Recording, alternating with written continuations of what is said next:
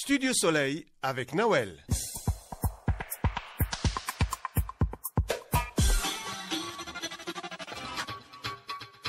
Nous allons parler de cinéma et en particulier du film Timpi Tampa qui est actuellement en salle. J'ai joint par téléphone Adama Bintasso, la réalisatrice du film. On l'écoute tout de suite sur Radio Soleil. Adama Bintasso, bonjour. Bonjour, Noël. Vous avez réalisé le film Timpi Tampa, votre premier long métrage où l'on suit Khalilou, un jeune étudiant qui, après que sa mère ait contracté un cancer lié à la dépigmentation, décide de dénoncer un standard de beauté très à la mode mais surtout très dangereux, celui du blanchissement de la peau. Pour cela, il va se déguiser en Leila et participer au concours de beauté de son école pour attirer l'attention sur ce fléau. Alors d'abord, comment est né le film ?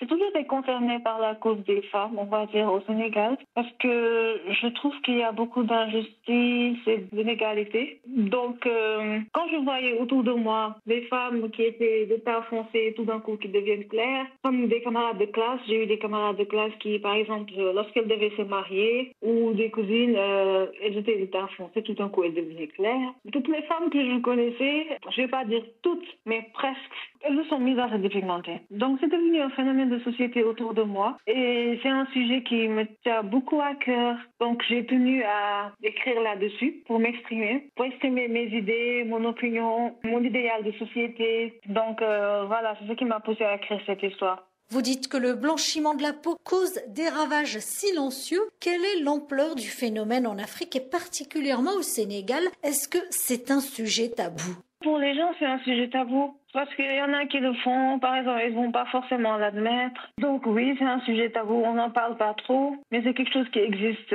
qui est là, quelque chose qui est présent, je vais même dire omniprésent dans le pays, partout. Et dans les publicités, dans les médias, à la télé, les présentatrices, les actrices, tout le monde, elles sont claires dépigmentées. Parce qu'à la base, au Sénégal, c'est le teint foncé qui prédomine. Pour le savoir, il suffit de voir des images lorsqu'il y a un match à un stade. Vous allez voir que tous les hommes, ils sont foncés et les femmes, elles sont claires dépigmentées. Et ces hommes-là, ce sont des frères, ces jeunes femmes qui sont claires dépigmentées. Donc voilà, c'est très présent. Et j'avais une fois lu que plus de 50% des femmes s'y adonnent. Et pour faire passer son message, Khalilou va donc se présenter à ce concours de beauté déguisé en Leila. On voit que ce n'est pas facile pour lui de se faire passer pour une femme.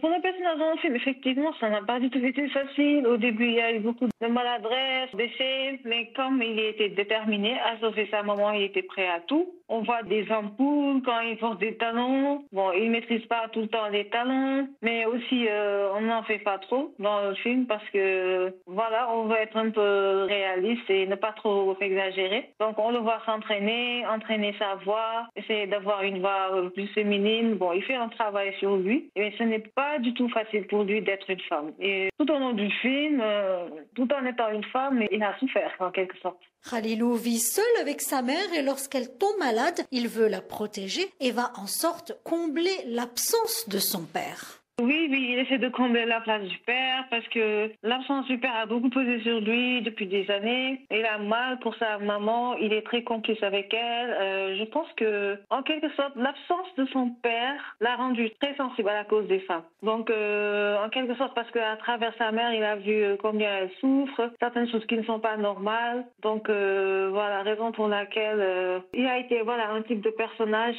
qui a essayé d'aller se présenter à un concours de beauté pour sauver sa maman, d'entrer dans la peau d'une femme et tout, et surtout de défendre leur cause. Donc oui, il essaie de combler la place de sa mère et il joue une haine envers son père. Il en veut beaucoup à son père. Il y a aussi le personnage de Fatima qui représente celle qui s'éclaircissent la peau. Fatima s'éclaircit la peau. Bon, elle est poussée aussi par sa maman, par ses tantes, on va dire par la société. Ses tantes n'arrêtent pas de faire ce qu'on appelle du body shaming. Donc, ils sont là à lui dire tu as maigri, tu as narci, ceci, cela. Donc, Fatima, après, quand elle va dans sa chambre, à chaque fois, elle se regarde dans le miroir. Et là, on a des insécurités. Donc, ce qui va faire qu'elle va aller chercher un produit éclaircissant beaucoup plus fort. Et ça va lui apporter des problèmes et tout ça. Mais elle est poussée effectivement par sa maman, par ses tantes, indirectement, on va dire. Même pas indirectement, parce que sa maman va lui offrir même un produit après. Donc oui, elle se dépigmente, mais c'est une victime en même temps. Comment s'est passé le tournage qui a eu lieu à Dakar et en Wolof? Le tournage n'a pas été facile. Parce que déjà, on a tourné en période de saison des pluies. Donc, il y avait toujours le stress. Est-ce qu'il va pleuvoir demain? Si on a des scènes en extérieur.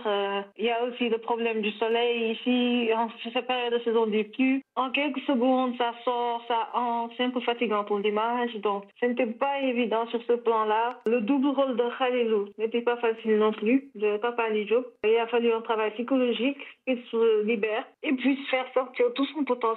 Parce que c'est un acteur talentueux. Et bon, les gens n'hésitent pas à reconnaître cela. En dehors de cela, c'est mon premier long métrage, donc effectivement, j'ai beaucoup appris. J'ai fait des erreurs, donc voilà, j'ai appris de mes erreurs. Ça n'a pas été facile, mais heureusement, il y a eu une bonne ambiance quand même avec les acteurs. C'était des jeunes et tout, donc quand c'est le travail, c'est le travail. Mais ils arrivaient aussi à faire rire, à faire décompresser. L'équipe technique aussi, c'est des gens expérimentés. Ils sont dans le cinéma depuis des années. Les chefs de poste, quand même, ils ont été à l'écoute. Et en même temps, ils nous conseillaient quand il le fallait. Et j'ai tout fait pour leur transmettre la vision artistique, ce que je voulais du film pour qu'ils le comprennent. Et je me suis sentie soutenue quand même sur ce point-là. Maintenant, bon, un tournage ne peut pas être facile. Il y avait tout le temps des imprévus et tout.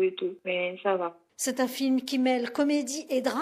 L'humour est là pour servir le message du film.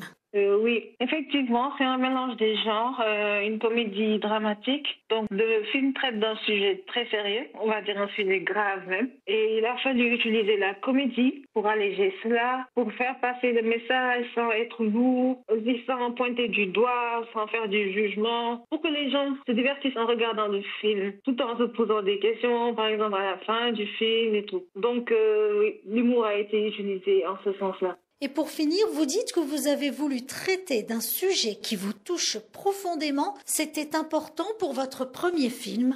Oui, c'est très important pour moi de traiter de ce sujet qui me touche profondément parce que je pense que je fais du cinéma pour m'exprimer sur des faits de société qui me touchent, dont j'ai envie de parler. L'autre aspect, c'est que je ne suis pas sur les réseaux sociaux. On va dire que le seul canal d'expression que j'ai, c'est écrire des histoires, les réaliser et voilà, faire entrer les gens dans mon monde, montrer ma vision du monde et comment je vois la société et tout. Donc, c'était très important pour moi de parler de ce sujet parce que, selon moi, les femmes, c'est très dommage parce que les femmes, nous sommes très formatées, même les hommes, ils sont très formatés et quand on est déjà enfant, l'éducation, la maman, la manière dont il éduque la fille et le garçon, c'est différent. La fille, ça va toujours être, il faut être douce, tu dois être, oh, attends, viens, je te fais des cheveux, tu dois être jolie, tu dois être comme ci, comme ça. En fait, on pousse trop la fille à devoir plaire et ça, c'est dangereux. Je pense que c'est important parfois que les mamans disent à leurs filles, c'est bien comme tu es. Tu t'en fous des autres. Tu t'en fous de ce que les autres pensent. C'est des choses, en fait, quand on le dit à un enfant. Parce que pour moi, c'est dès l'enfance qu'on commence à travailler la personnalité de l'individu. Je pense que certains pays l'ont compris, comme la Chine, qui, avec le petit livre rouge, et le Japon, qui enseignent à leurs élèves des valeurs de leur pays pour qu'ils soient vraiment ancrés, pour qu'ils croient en eux, qu'ils ne développent pas certains complexes. Mais c'est différent chez nous. Chez nous, nous sommes exposés.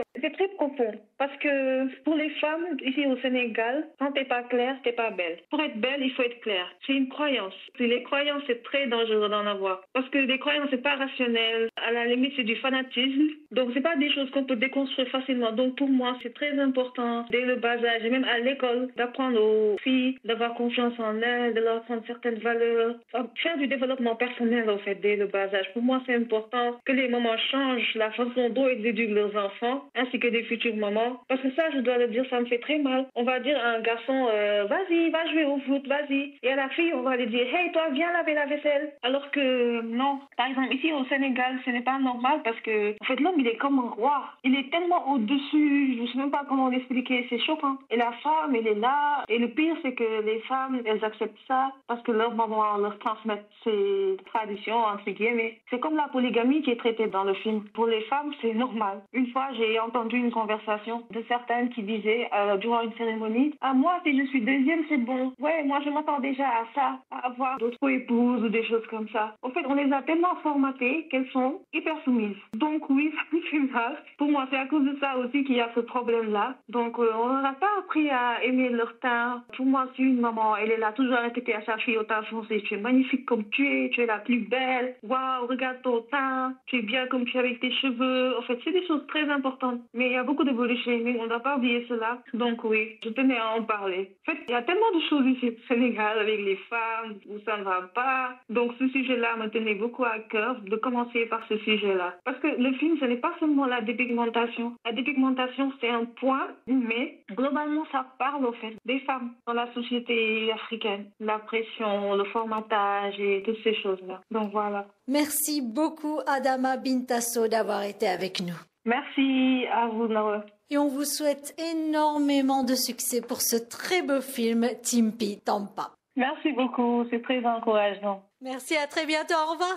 Oui, à très bientôt. Au revoir. C'était Adama Bintasso, la réalisatrice du film Timpi Tampa, qui est actuellement au cinéma et que je vous recommande vivement d'aller voir.